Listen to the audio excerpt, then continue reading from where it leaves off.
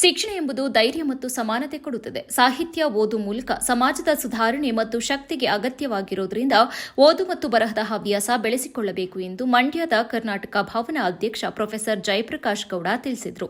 ನಗರದ ಜಿಲ್ಲಾ ಕನ್ನಡ ಸಾಹಿತ್ಯ ಪರಿಷತ್ತು ಭವನದಲ್ಲಿ ಕರ್ನಾಟಕ ರಾಜ್ಯ ಬರಹಗಾರರ ಸಂಘ ರಾಜ್ಯ ಘಟಕದ ಹೂವಿನ ಹಡಗಲ್ಲಿ ಜಿಲ್ಲಾ ಘಟಕ ಹಾಗೂ ಉದಯ ವರದಿ ಪತ್ರಿಕಾ ಬಳಗದ ಸಹಯೋಗದಲ್ಲಿ ಭಾನುವಾರದಂದು ಹಮ್ಮಿಕೊಳ್ಳಲಾಗಿದ್ದ ಯುಗಾದಿ ಕಾವ್ಯ ಸಂಭ್ರಮ, ಕವನ ಸ್ಪರ್ಧೆ, ಕೃತಿಗಳ ಬಿಡುಗಡೆ, ಭರತನಾಟ್ಯ ಮತ್ತು ಸಾಧಕರಿಗೆ ಸನ್ಮಾನ ಕಾರ್ಯಕ್ರಮ ಹಾಗೂ ಯುಗಾದಿ ಕಾವ್ಯ ಪುರಸ್ಕಾರ ಕಾರ್ಯಕ್ರಮವನ್ನು ಉದ್ಘಾಟಿಸಿ ಮಾತನಾಡಿದ ಅವರು, ನಡೆದ ಸಾಹಿತ್ಯ ಹಾಗೂ ಪುಸ್ತಕ ಬಿಡುಗಡೆ ಕಾರ್ಯಕ್ರಮದಲ್ಲಿ ಕರ್ನಾಟಕ ಭವನ ಅಧ್ಯಕ್ಷ ಪ್ರೊಫೆಸರ್ ಜಯಪ್ರಕಾಶ್ ಗೌಡ ಮಾತನಾಡಿ, ಮನುಷ್ಯ ಸಮಾಜದಲ್ಲಿ ಕಾಲಕ್ರಮೇಣ ನಾಗರಿಕತೆ ಹಾಗೂ ಸಂಸ್ಕೃತಿ ಬೆಳವಣಿಗೆ ಕಂಡಿದ್ರೂ ಮನುಷ್ಯ ತನ್ನ ಮನಸ್ಸನ್ನ ಶಾಂತ ಹಾಗೂ ಸದುಪಯೋಗವಾಗುವ ದಾರಿಗೆ ಹದ ಮಾಡಿಕೊಳ್ಳುವಲ್ಲಿ ವಿಫಲನಾಗಿದ್ದಾನೆ ಎಂದು ವಿಷಾದ ವ್ಯಕ್ತಪಡಿಸಿದರು. ಒಂದು ಶಕ್ತಿಯಾಗಿ ಬೆಳೆದಿತ್ತು ಅನ್ನುವಂಥದ್ದನ್ನು ಕೂಡ ನಾನು ತಮ್ಮ ಗಮನಕ್ಕೆ ತರೋದಕ್ಕೆ ಇಷ್ಟಪಡ್ತೇನೆ. ಹಾಗಾಗಿ ಮಂಡ್ಯ ಮತ್ತು ಹಾಸನಕ್ಕೆ ಹೆಚ್ಚು ವ್ಯತ್ಯಾಸಗಳಿಲ್ಲ ಅಂತ ನಾನು ಭಾವಿಸಿಕೊಂಡಿದ್ದೇನೆ. ಸ್ನೇಹಿತರೆ, ನಾನು ಬೆಳಿಗ್ಗೆ 10 ಗಂಟೆಗೆ ಅಂತ ಯಾವ ಕಡೆ ಹೋಗ್ತಾ ಇದೆ ಅಂತ ಯೋಚನೆ ಮಾಡಬೇಕಾಗಿದೆ. ಇವತ್ತು ಹಳೆಯ ಶಿಲಾಯುಗದಲ್ಲಿ ಮನುಷ್ಯ ನಿಂತ ಕಡೆ ನಿಲ್ತಾ ಇರಲಿಲ್ಲ.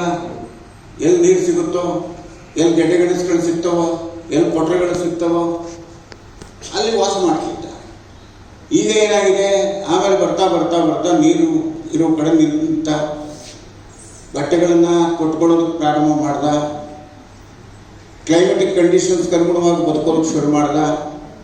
ಅಲ್ಲಿಯ ಹವಾಗುಣಕ್ಕೆ ಅನುಗುಣವಾಗಿ ಬೆಳೆಯನ್ನು ಬೆಳೆದು ಆ ಆಹಾರವನ್ನು ತಿನ್ನೋದಕ್ಕೆ ಶುರು ಮಾಡ್ದ. ಮನೆ ಕಟ್ಟ, ಸಂಸ್ಕೃತಿಯ ಕಡೆಗೆ, ನಾಗರಿಕತೆಯ ಕಡೆಗೆ ಧಾವಿಸ್ತಾ ಬಂದ. ನಾಗರಿಕತೆಗೆ ಧಾವಿಸ್ತಾ ಬಂದ ಮೇಲೆ ನಮ್ಮ ಮನಸ್ಸು ಹದ ಮಾಡಿಕೊಳ್ಬೇಕಾಗಿತ್ತು. ಯಾವುದನ್ನು, ಹೇಗೆ, ಯಾಕೆ ಅನ್ನುವಂಥ ಪ್ರಶ್ನೆಯನ್ನು ನಾವು ಹಾಕ್ಕೊಳ್ಬೇಕಾಗಿತ್ತು. ಹಾಕ್ಕೊಳ್ತಾ ಇಲ್ಲ, ಬೆಳೀತಾ ಇದ್ದೇವೆ ನಾವು. ನಮ್ಮ ಮನಸ್ಸು ನಾಗಾಲೋರ್ತು ನೋಡ್ತಾ ಇಲ್ಲ. ಯಾವ ರೀತಿ ಇರಬೇಕು. ಅನೇಕ ಜನ, ಬುದ್ಧ ಇರ್ಬೋದು, ಬಸವಣ್ಣ ಇರ್ಬೋದು, ಗಾಂಧಿ ಇರ್ಬೋದು, ಅಂಬೇಡ್ಕರ್ ಇರ್ಬೋದು, ಅದಕ್ಕಿಂತ ಮುಂಚೆ ರಾಮಾಯಣದ ಕಾಲದ ರಾಮ ಇರ್ಬೋದು, ಕೃಷ್ಣ ಇರ್ಬೋದು, ರಾಮಾಯಣ, ಮಹಾಭಾರತಗಳು, ಇವೆಲ್ಲ ಮಹಾಕಾವ್ಯಗಳೆಲ್ಲ ಬಂದಿದ್ದಾವೆ. ಇದ್ರ ಜೊತೆಗೆ ಜನಪದ ಕಾವ್ಯಗಳೆಲ್ಲ ಬಂದಿದ್ದಾವೆ. ಅವೆಲ್ಲ ಏನು ಹೇಳ್ತವೆ? ಬದುಕಿನ ರೀತಿಯನ್ನು ಹೇಳ್ತವೆ. ನಾವು ಹೇಗೆ ಬದುಕಬೇಕು, ಹೇಗಿರಬೇಕು, ಇನ್ನೊಬ್ಬರ ಜೊತೆಯಲ್ಲಿ ಹೇಗೆ ಬದುಕಬೇಕು ಅನ್ನುವಂಥ ವಿಚಾರಗಳಿಂದ ಅವೆಲ್ಲ ಹೇಳೋದು. ಮನುಷ್ಯನ ಸಂತೋಷಕ್ಕೆ, ಅಭಿವ್ಯಕ್ತಿಗೆ ಮಾರ್ಗಗಳನ್ನು ಕಂಡುಕೊಂಡ. ಹೊಟ್ಟೆಗೆ ಯಾವಾಗ ಸಿಕ್ತೋ ಆಮೇಲೆ ಅವನು ತನ್ನ ಮನಸ್ಸನ್ನು ಸಂತೃಪ್ತಗೊಳಿಸೋದಕ್ಕೆ, ಶಾಂತಿಯಿಂದ ಇರಿಸೋದಕ್ಕೆ ಮಾರ್ಗಗಳನ್ನು ಕಂಡುಕೊಂಡ. ಜಿಲ್ಲಾ ಕನ್ನಡ ಸಾಹಿತ್ಯ ಪರಿಷತ್ ಅಧ್ಯಕ್ಷ ಎಚ್.ಎಲ್. ಮಲೇಶ್ ಕೂಡ ಮಾತನಾಡಿ, ಓದು ಮತ್ತು ಬರಹ ಎಂಬುದು ಒಂದು ತಪಸ್ಸಿನಂತೆ. ಯಾವುದೇ ಹವ್ಯಾಸ ಸಮಾಜಕ್ಕೆ ಒಳ್ಳೆಯ ಸಂದೇಶವನ್ನು ನೀಡುವಂತಿರಬೇಕು. ಆದರೆ ಇಂದಿನ ಸಮಾಜದಲ್ಲಿ ಅಭಿರುಚಿ ಹಾಳಾಗ್ತಾ ಇದೆ. ನಾವು ನಮ್ಮನ್ನೇ ಒಂದು ಪಂಜರದೊಳಗೆ ಸೀಮಿತಗೊಳಿಸಿಕೊಂಡಂತಾಗಿದೆ. ಸಮಾಜದಲ್ಲಿ ಉತ್ತಮ ಮೌಲ್ಯಗಳನ್ನು ಬೆಳೆಸಲು ಸಾಹಿತ್ಯ ಹಾಗೂ ಓದು ಬಹಳ ಅಗತ್ಯ ಎಂದು ಹೇಳಿದರು.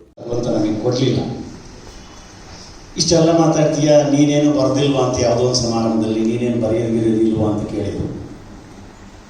ನೋಡಪ್ಪ, ಆ ಸಂದರ್ಭಕ್ಕೆ ಒಂದು ನೆನಪಾಯ್ತು ನನಗೆ. ನನ್ನ ಸ್ನೇಹಿತ ಒಬ್ಬ ಒಂದು ಅರ್ಕೆ ಕಟ್ಕೊಂಡಿದ್ದಂತೆ. ಅದನ್ನ ನಮ್ಮ ಜಯಪ್ರಕಾಶ್ ಹೇಳಿದ್ದಾರೆ.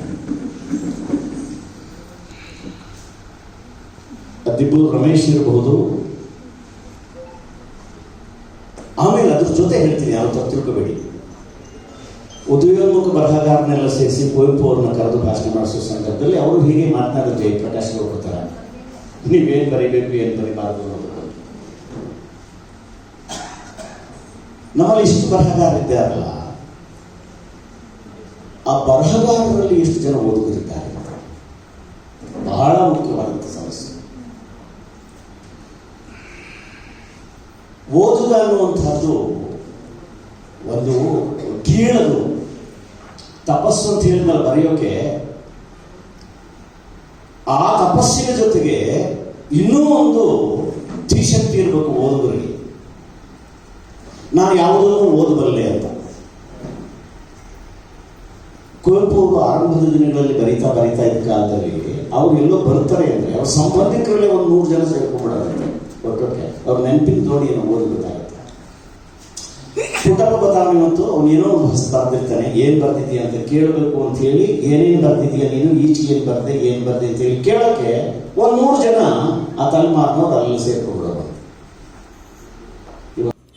ಜಾನಪದ ವಿದ್ವಾಂಸ ಡಾಕ್ಟರ್ ಹಂಪನಹಳ್ಳಿ ತಿಮ್ಮೇಗೌಡ ಪುಸ್ತಕ ಬಿಡುಗಡೆ ಮಾಡಿ ಮಾತನಾಡಿ, ಸಾಹಿತ್ಯದಲ್ಲಿ ಕಾವ್ಯಕ್ಕೆ ಇರುವ ಶಕ್ತಿ ಅಪಾರವಾಗಿದೆ. ಸಮಕಾಲೀನ ಸಮಸ್ಯೆಗಳಿಗೆ ಸ್ಪಂದಿಸುವ ಕಾವ್ಯವೇ ಶಾಶ್ವತವಾಗಿರುತ್ತದೆ. ಇತಿಹಾಸದಲ್ಲಿ ಅನೇಕ ಸಾಮ್ರಾಜ್ಯಗಳು ನಾಶವಾಗಿವೆ, ಅನೇಕ ಚಕ್ರವರ್ತಿಗಳು ಮರೆಯಾಗಿದ್ದಾರೆ. ಆದರೆ ಕವಿಗಳು ರಚಿಸಿದ ಸಾಹಿತ್ಯ ಇಂದು ಕೂಡ ಜೀವಂತವಾಗಿದೆ. ಪಂಪ, ಕುಮಾರವ್ಯಾಸ, ಕುವೆಂಪು ಹಾಗೂ ವಚನಕಾರರ ಸಾಹಿತ್ಯ ಇಂದು ನಮ್ಮ ನಡುವೆ ಉಳಿದಿರುವ ಕಾವ್ಯದ ಶಕ್ತಿಯಿಂದಲೇ ಎಂದು ಹೇಳಿದರು. ಸಾಹಿತ್ಯದಲ್ಲಿ ಕಾವ್ಯಕ್ಕೆ ಇರುವಷ್ಟು ಶಕ್ತಿ, ಸಾಮರ್ಥ್ಯ ಬೇರೆ ಯಾವ ಪ್ರಕಾರಗಳಿಗೂ ಸಹ ಇಲ್ಲ. ಆದುದರಿಂದ ಕಾವ್ಯ ಪ್ರಕಾರವೇ ಸಾಹಿತ್ಯ ಪ್ರಕಾರಗಳಲ್ಲಿ ಅತ್ಯಂತ ಶ್ರೇಷ್ಠ ಅನ್ನತಕ್ಕಂಥದ್ದು ಬಹಳಷ್ಟು ಜನರ ಅಭಿಪ್ರಾಯ. ಜೊತೆಗೆ ಈ ಕಾವ್ಯ ಇದೆಯಲ್ಲ, ಇದು ಸಮಕಾಲೀನ ಸಮಸ್ಯೆಗಳಿಗೆ ಸ್ಪಂದಿಸಬೇಕು. ಜಯಪ್ರಕಾಶ್ ಗೌಡ ಹೇಳಿದ್ದು ಅದನ್ನೇ. ಯಾವ ಕಾವ್ಯ ಸಮಕಾಲೀನ ಸಮಸ್ಯೆಗಳಿಗೆ ಸ್ಪಂದಿಸುತ್ತೋ ಆ ಕಾವ್ಯ ಸಾರ್ವತ್ರಿಕವಾಗಿರುತ್ತದೆ. ಶೇಕ್ಸ್ಪಿಯರ್ ಒಂದು ಮಾತು ಹೇಳ್ತಾರೆ, ಏನಂತ ಅಂದ್ರೆ, ಕಾಲದ ಆಘಾತಕ್ಕೆ ಪ್ರತಿಮೆಗಳು ನಾಶ ಆಗಬಹುದು, ಚಿನ್ನದ ಮೂರ್ತಿಗಳು ನಾಶ ಆಗಬಹುದು, ಆದರೆ ಕಾವ್ಯಕ್ಕೆ ಮಾತ್ರ ಮೃತ್ಯುವಿಲ್ಲ, ಕಾವ್ಯಕ್ಕೆ ಮಾತ್ರ ವಿಸ್ಮೃತಿ ಇಲ್ಲ ಎನ್ನುವ ಮಾತನ್ನ ಶೇಕ್ಸ್ಪಿಯರ್ ಹೇಳ್ತಾರೆ. ಅಂದ್ರೆ ನಮ್ಮಲ್ಲಿ ಹಲವಾರು ಸಾಮ್ರಾಜ್ಯಗಳು ಉಳಿದು ಹೋಗಿದ್ದಾವೆ, ಹಲವಾರು ಜನ ಚಕ್ರವರ್ತಿಗಳು ನಾಶವಾಗಿ ಹೋಗಿದ್ದಾರೆ. ಆದರೆ ಕವಿಗಳು ಬರೆದಂತಹ ಕಾವ್ಯಗಳು ಯಾವೂ ನಾಶ ಆಗಿಲ್ಲ, ಅವು ಇವತ್ತಿಗೂ ಸಹ ಜೀವಂತವಾಗಿ ಇದ್ದಾವೆ. ಇವತ್ತು ನಮಗೆ ಪಂಪ ಬದುಕಿದ್ದಾನೆ, ಕುಮಾರವ್ಯಾಸ ಬದುಕಿದ್ದಾನೆ, ವಚನಕಾರರು ಬದುಕಿದ್ದಾರೆ, ಕುವೆಂಪು ಬದುಕಿದ್ದಾರೆ ಅಂತ ಅಂದ್ರೆ ಅದು ಕಾವ್ಯದ ಮೂಲಕ. ಆ ಕಾವ್ಯಗಳು ಇವತ್ತು ನಮ್ಮ ಎದುರಿಗೆ ಇರೋದ್ರಿಂದ ಒಂದು ಕಾಲದಲ್ಲಿ ಬಹುಶಃ. ಕಾರ್ಯಕ್ರಮಕ್ಕೆ ಮೊದಲು ಜಿಲ್ಲಾ ಕನ್ನಡ ಸಾಹಿತ್ಯ ಪರಿಷತ್ತು ಆವರಣದಲ್ಲಿ ಕನ್ನಡ ರಾಜ್ಯೋತ್ಸವವನ್ನು ಎಂಸಿಇ ಕಾಲೇಜು ಪ್ರಧಾನ ಕಾರ್ಯದರ್ಶಿ ಸಿಆರ್ ಜಗದೀಶ್ ನೆರವೇರಿಸಿದರು. ಬರಹಗಾರರ ಧ್ವಜಾರೋಹಣವನ್ನು ಹಿರಿಯ ಸಾಹಿತಿ ಲಕ್ಷ್ಮೀದೇವಿ ದಾಸಪ್ಪ ನಡೆಸಿಕೊಟ್ಟರು. ಕುವೆಂಪು ಪ್ರತಿಮೆಗೆ ಮಾಲಾರ್ಪಣೆಯನ್ನ ಕಸಾಪ ಮಾಜಿ ಅಧ್ಯಕ್ಷ ಉದಯರವಿ, ಬಸವಣ್ಣ ಪ್ರತಿಮೆಗೆ ಮನೆ ಮನೆ ಕವಿಗೋಷ್ಠಿ ಸಂಚಾಲಕಿ ಸುಕನ್ಯಾ ಮುಕುಂದ, ಅಂಬೇಡ್ಕರ್ ಪ್ರತಿಮೆಗೆ ತೋಟಗಾರಿಕೆ ಅಧಿಕಾರಿ ಬಸವರಾಜು ಹಾಗೂ ಗೌತಮ ಬುದ್ಧನ ಪ್ರತಿಮೆಗೆ ಮಾಲಾರ್ಪಣೆಯನ್ನು ನೆರವೇರಿಸಿದರು. ಗೌರಮ್ಮ ನಂಚೇಗೌಡ ರಚಿತ ಮೊದಲ ಕವನ ಸಂಕಲನವಾಗಿ ಇಬ್ಬನಿಯಲ್ಲಿ ಅರಳಿದ ಹೂಗಳು ಪುಸ್ತಕ ಬಿಡುಗಡೆಯನ್ನು ಜಾನಪದ ವಿದ್ವಾಂಸ ಹಂಪನಹಳ್ಳಿ ತಿಮ್ಮೇಗೌಡ ನಡೆಸಿದರು. ವಿಶ್ವಾಸ್ ಡಿ ಗೌಡರವರ ರಚಿಸಿದಂತಹ ಕಾಲದ ಹೆಜ್ಜೆಯ ಗುರುತುಗಳು ಪುಸ್ತಕವನ್ನು ಸರ್ಕಾರಿ ಕಲಾ ಕಾಲೇಜು ಪ್ರಾಂಶುಪಾಲ ಇರ್ಷಾದ್ ಪಾಷಾ ಬಿಡುಗಡೆಗೊಳಿಸಿದರು. ಎನ್ಎಲ್ ಚನ್ನೇಗೌಡರ ರಚಿತ ಸೀಗೆ ನಾಡಸಿರಿ ಪುಸ್ತಕವನ್ನು ಮಹಿಳಾ ಪ್ರಥಮ ದರ್ಜೆ ಕಾಲೇಜು ಪ್ರಾಂಶುಪಾಲ ಡಿಕೆ ಮಂಜಯ್ಯ ಬಿಡುಗಡೆಗೊಳಿಸಿದರು.